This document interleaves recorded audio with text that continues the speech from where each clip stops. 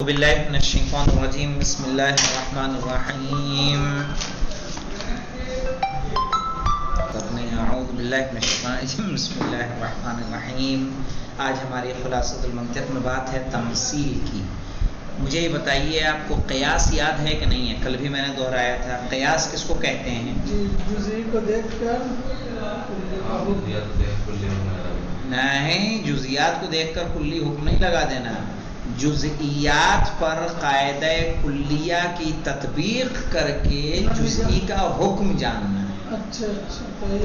جیسے ہم نے کہا تھا کہ خالد یشرب الخمر، خالد شراب پیتا ہے، پھر یہ کیا ہے؟ مقدمہ صغرا ہے۔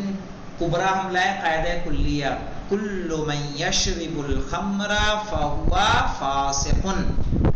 ہم نے کیا کیا؟ حد اوسط کو گرایا اور نتیجہ کیا دیا؟ خالد فاسق۔ خالد کیا ہے؟ فاسق ہے۔ تو ہم نے فسق کا حکم کس وجہ سے لگا دیا خالد پہ؟ چونکہ قاعدہ کلیہ کیا کہہ رہا ہے؟ جو بھی شراب پیتا ہے تو قاعدہ کلیہ کی جزئی پر تطبیق کرتے ہیں، تطبیق کر کے جزئی کا حکم جانتے ہیں۔ تمثیل کیا ہے؟ ایک جزئی کو دیکھ کر دوسرے جزئی کا حکم معلوم کر لینا، جو اس سے مشابہ۔ سمجھ گئے؟ قیاس میں کیا کرتے ہیں؟ جزئی پر قاعدہ کلی کا کو جاری کرتے ہیں اور اس سے جزئی کا حکم معلوم کرتے ہیں۔ یہاں کیا کریں گے؟ جزئی کو دوسرے جزئی کو دیکھ کر حکم لگا دینا جب دونوں میں کیا پائی جا رہی ہو؟ شباہت پائی جا رہی ہو۔ جیسے شراب حرام ہے کیونکہ وہ کیا ہے؟ مسکر ہے، مسکر، نشے والی۔ صحیح۔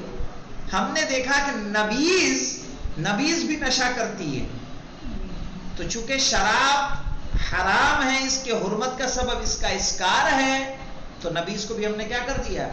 حرام کر دیا، کیونکہ یہ بھی کیا کر رہی ہے؟ نشہ کر رہی ہے۔ تو نبیذ بھی جزئی ہے اور شراب بھی کیا ہے؟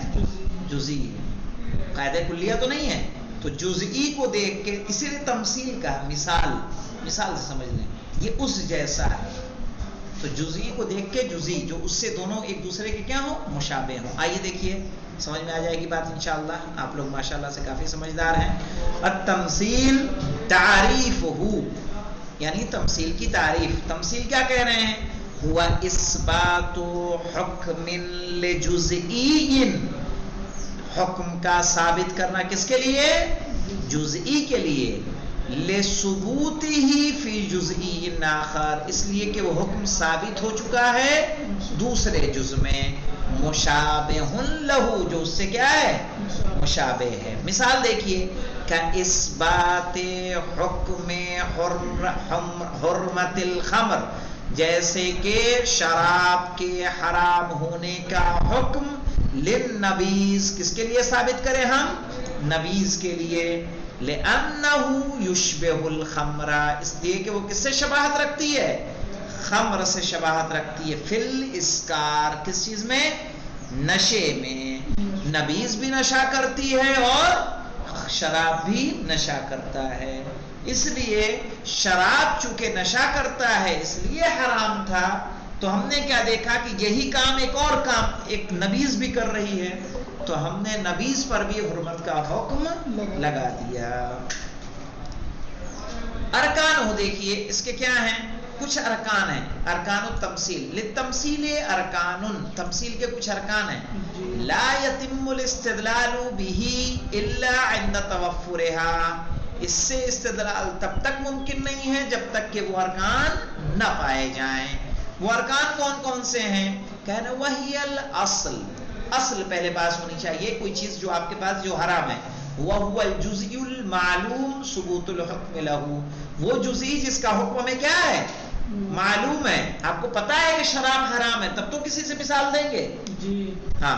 وہو الجزئی المعلوم، وہ جزئی جو پتا ہے، ثبوت الحکم لہ، جس کا حکم ہمیں کیا ہے؟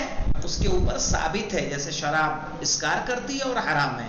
کالخمر فی المثال المذکور، جیسے کہ شراب گزری ہوئی مثال میں۔ فرع کیا ہے مولانا؟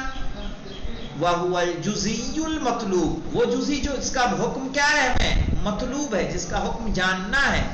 اثبات الحکم لہو، جس کے لیے ہمیں حکم کو کیا کرنا ہے؟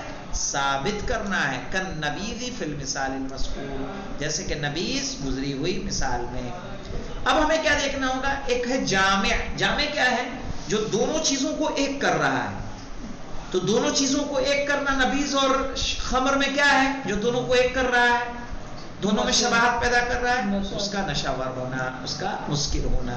جامع کیا ہے؟ وَهُوَ جِهَةُ الْمُشَابَهَةِ بَيْنَ الْأَصْلِ وَالْفَرْعِ، وہ جہت مشابہ جو اصل و فرع کے درمیان ہے. کل اسکار فی المثال المذکور، اور وہ اسکار ہے گزری ہوئی مثال میں. حکم کیا ہے مولانا؟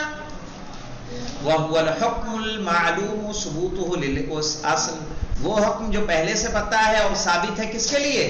اصل کے لیے. وَالَّذِي يُحَاوِلُ إِثْبَاتُهُ لِلْفَرْعِ، اب ہمیں کیا کرنا ہے؟ اسی حکم کو کس پر لاگو کرنا ہے؟ فرع پر لاگو کرنا ہے. کالحرمۃ فی المثال المذکور، جیسے گزری ہوئی مثال میں ہم نے کیا کیا؟ حرمت کو ثابت کیا. خمر کے حرمت کو کس کے لیے ثابت کیا؟ نبیذ کے لیے کیا. کیفیت الاستدلال پڑھا دیں، ابھی ختم ہی کر دیں بات کو، سمپل سی بات ہے. کیفیت الاستدلال بھی دیکھ لیں، اس کے ذریعے استدلال کیسے ہوتا ہے.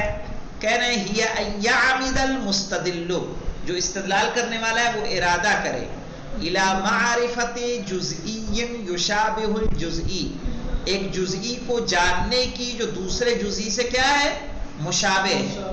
الذی یطلب اثبات حکمہ، کہ جس کا وہ حکم ثابت کرنا چاہتا ہے. ثم یقوم، پھر انجام دے، بمحاولت حصر علت الحکم، آپ اس بات کی کوشش کریں کہ حکم کی علت جان جائیں. کہ مثلا شراب حرام ہے، کیوں حرام ہے؟ اس کے حرمت کا سبب کیا ہے؟ تو علت معین ہونی چاہیے، سبب معین ہونا چاہیے حرمت کا. تب کیسے آپ دونوں میں شباہت پیش کریں گے؟ علت پتہ ہوگی تبھی نا.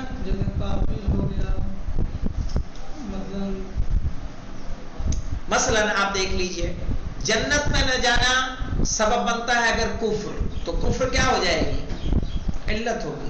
تو اگر کوئی دوسرا انسان بھی کافر ہو رہا ہے، یہ تمثیل کا ہم استعمال نہیں کرتے ہیں. تمثیل کا استعمال کیسے کرتے ہیں؟ ہم کیا کہتے ہیں کہ جناب نوح کا بیٹا غرق ہوا، تو جب نوح کا بیٹا اگر نوح کی سیرت پر، اللہ کی سیرت پر عمل نہ کر کے غرق ہو سکتا ہے، تو ہم اور آپ کون ہیں؟ تو نوح کا بیٹا جزئی ہے کہ کلی ہے؟ جزئی ہے. اور ہم بھی کیا ہیں؟ جزئی ہیں. تو ہم دونوں کو کیا کریں؟ اسی کو کیا بولیں گے؟ تمثیل. اسے بولا جائے گا تمثیل بولا جائے گا. ہم نے کہا تبت یدا ابی لہب و تب، ابو لہب کون ہے؟ رسول کا چچا. جب رسول کے چچا کے لیے رسول پر تان شان کرنے کے لیے لعنت آ سکتی ہے، اس کا ہاتھ ٹوٹ جائے، اس کے لیے بددعا آ سکتی ہے، جہنم کا وعدہ آ سکتا ہے، تو چاہے وہ کوئی تیاگی ہو چاہے ویراگی ہو، اگر وہ بھی رسول کی شان میں کچھ گستاخی کرے گا تو اس کے لیے آئے گا کہ نہیں آئے گا؟ یہی تبت یدا ابی لہب و تب، بالکل آ جائے گا. اسی کو کیا کہتے ہیں؟ تمثیل. لیکن علت ہمیں دیکھنی ہوگی، علت حکم معین ہونا چاہیے.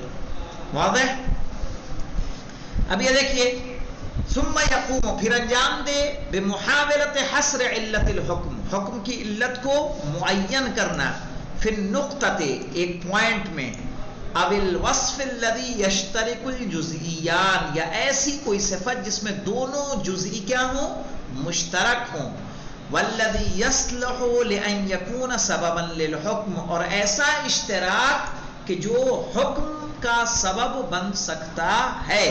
ثم یثبت الحکم، پھر وہ حکم کو ثابت کرے گا. مثلو، جیسے ان یعمد المستدل، کہ استدلال کرنے والا ارادہ کرے، وهو یرید معرفت حکم شرب النبیذ، کہ اگر کوئی چاہتا ہے کہ جانے کہ نبیذ کو پینے کا حکم کیا ہے، الی معرفت ما یشابہہ فی بعض اوصافہ، صحیح ہے، یہ جانتے ہوئے کہ کچھ جو اس سے مشابہ چیزیں ہیں اس کے کچھ صفات میں، التی تصلح لان تکون سببا للحکم، کہ جو اس قابل ہیں کہ وہ اس حکم کا سبب بن جائیں. وَهُوَ الْخَمْرُ، اور وہ کیا ہے؟ خمر، کہ خمر بھی اسی جیسی چیز ہے اور وہ حرام ہے، اس کا حکم ہمیں پتہ ہے، لیکن یہ پتہ ہے کہ اس کا حرمت کیوں ہے، سبب کیا ہے، تو کہا وہ سبب کو ہمیں جاننا ہے۔ ثم يقوم بمحاولة حصر سبب حرمت شرب الخمر، پھر وہ کیا کرے گا؟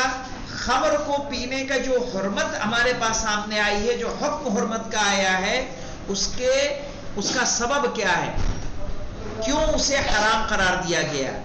تو ہم نے کیا پایا کہ وہ کیا سبب ہے؟ اسکار کا سبب ہے۔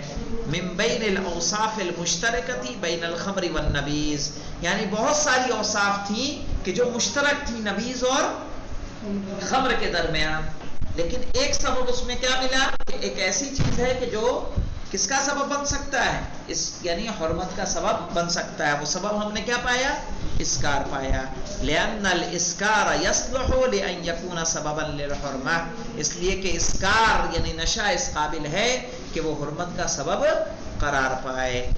ثم ينتهي بعدها الى ان الاسکار، پھر وہ نتیجے تک پہنچے گا کہ بے شک اسکار الذي هو سبب لحرمت شرب الخمر، وہی سبب ہے شراب کے حرام ہونے کا، موجود فی النبیذ ایضا، وہ کہاں موجود ہے؟ نبیذ کے اندر بھی موجود ہے۔ فیرتب علیہ، تو اسی پر یہ بنیاد ڈالے گا کہ ان حکم شرب النبیذ هو الحرمت ایضا، کہ نبیذ کو پینا بھی کیا ہو جائے گا؟ حرام ہو جائے گا۔ لأنہ مسکر کالخمر، اس لیے کہ وہ بھی خمر کی طرح کیا ہے؟ مسکر ہے۔ توضیح مثال دیکھیں، الخمر حرام لأنہ مسکر، ایک سنٹنس آ گیا، الخمر حرام لأنہ مسکر میں خمر اصل ہے، حرام حکم ہے، لأنہ مسکر یہ کیا ہے؟ دونوں حکم کو جمع کرنے والا ہے۔ والنبیذ مسکر، نبیذ میں مسکر ہے تو نبیذ بھی کیا ہو جائے گی؟ حرام ہو جائے گی۔ یہ کیا ہو جائے گا؟ نتیجہ ہو جائے گا۔ خلاصہ یہاں پہ آپ دیکھ لیجئے، خطوات التی تتبع فی الاستدلال بالتمثیل ما یلی، پہلے تو مطلوب کو معین کرنا ہے، اصل معین ہونا چاہیے، پھر آپ کیا کریں گے؟ جو ایک سبب ہو سکتا ہے ان کے حکم کا، حرمت کا، اس سبب کو معین کریں گے اور اس کے بعد آپ کیا دے دیں گے؟ نتیجہ دے دیں گے۔ اور اس طرح سے ٹھیک ہے، آپ کی بات اب اہمیت تمثیل انشاءاللہ کل آئے گا، والحمدللہ رب العالمین۔